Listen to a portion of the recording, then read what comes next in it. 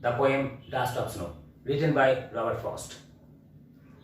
Before explaining the poem, we should know a little about the poet Robert Frost. Robert Frost was an American poet.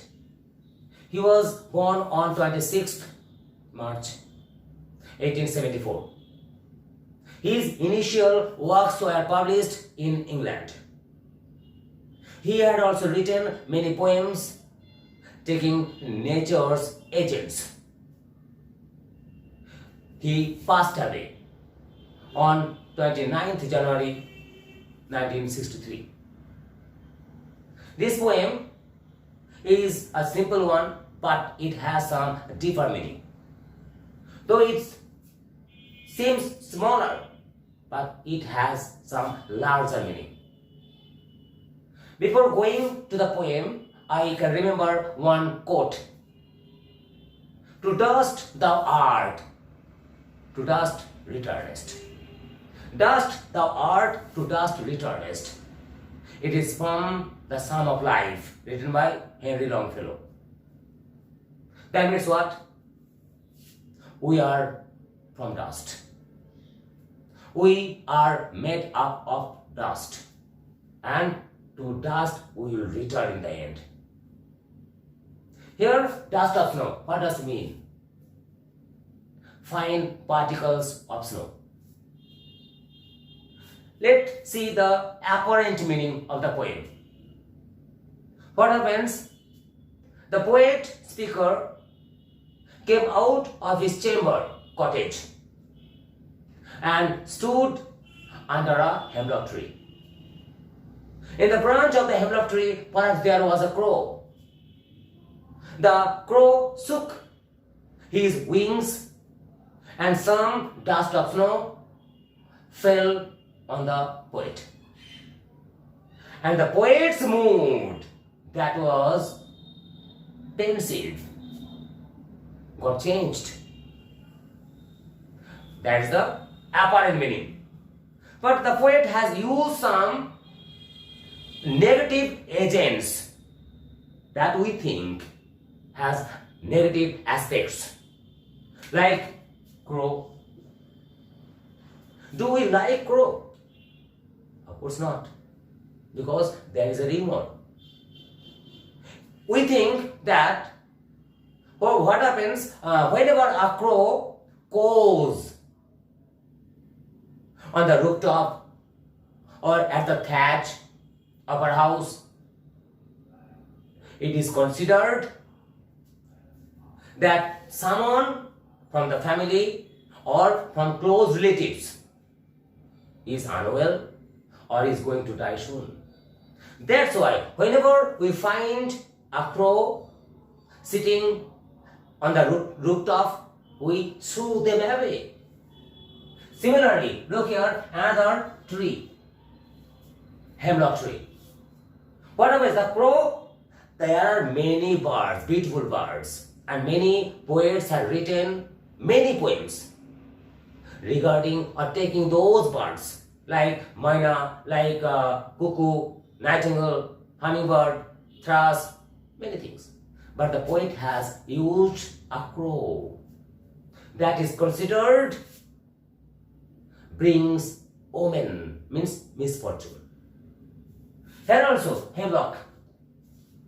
There are many trees, maple. The poet could have written a poem with those trees, but no. He had used a hemlock tree. Hemlock tree, can you remember the great Greek philosopher Socrates, who was born in 470 BC, and he was killed. He didn't die, that means he was killed. He didn't get a natural death. He was killed in 399. But how? He was poisoned from the hemlock tree. So hemlock tree is a poisonous plant. But the poet has used that tree in his poem. That means what? the nature's agents which we consider have some negative aspects or impacts, the poet use them as the positive aspects. What happens? The poet comes out from his cottage in pensive mood. He stands under the hemlock tree. That hemlock tree that has the negative aspect. And the crow shook some part of snow down on the poet, and the poet's mood got changed. That means what happened? If the poet didn't come out, he would have been at the same state. Let's see the poem. The way a crow shook down on me the dust of snow from a hemlock tree. This whole poem is written in a single sentence. Look, only one punctuation mark is given here at the end. So what happens? The way a crow shook down on me the dust of snow from a hemlock tree. A natural, simple meaning.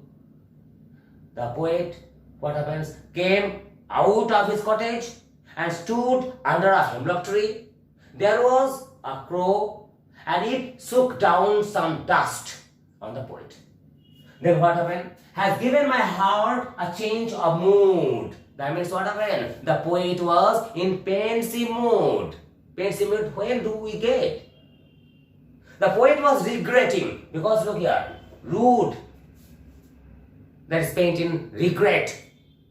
The poet was regretting, perhaps he had done something which he should not have done. That's why he was regretting in his cottage chamber. But when he came out, his mood, a change of mood, and said some part of a day I had rude, his mood got changed. And what happens? He said some part of the day. That means he got refreshment. The natures, that's why we can say the natures, though it's small elements of nature, but everything. The little things also has a great value. Like this. This is the all about the poem. Now let's see the rhyme scheme of the poem. What happens here? Look, the way a crow shook down on me the dust of snow. Crow and snow. It is A. Shook down on me, B, me, crow. It is not sounding same, not rhyming word. So crow and snow, again A. From a hemlock tree, me and tree, same, so B. So the rhyme schemes of the poem is A, B, A, B. Got it? Now let's see. Some poetic devices are also used. You must remember.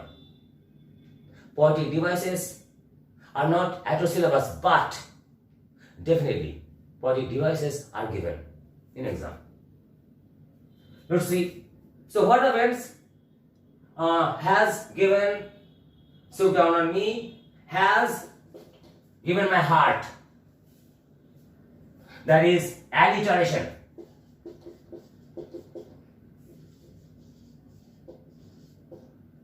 Alliteration. Again, another is saved some part. Alliteration. What is alliteration?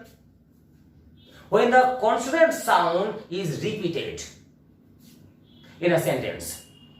When a consonant sound is repeated in many words in a sentence, that is known as alliteration. Here the has ho sound is repeated twice. Here also so sound said some is repeated. That's why here the alliteration. You have to remember this. So this is all about the poem. Thanks for watching.